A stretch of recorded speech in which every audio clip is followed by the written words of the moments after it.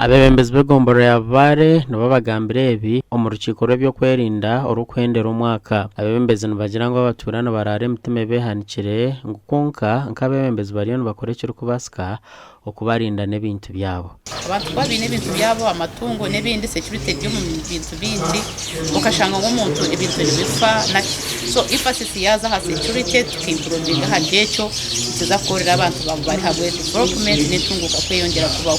So security ekitukuza kutaho hati ito tuyuntu tukora mu mwuga umurimo kurenga at least burusego tube tuyina abantu 10 abarukorara nibagenda nkwako kubafandinga tubafandinge onka turenga ibintu by'abantu byabo.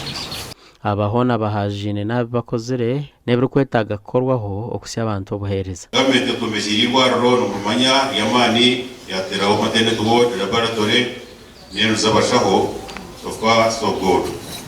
Katunga dokta mwirwaro kandi ifitara mu magombora gora ukabare that is our achievement.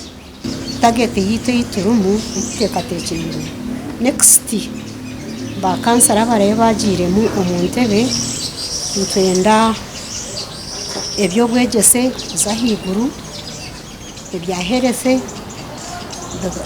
bakategwa mu nkora gashakwa nitatukunda.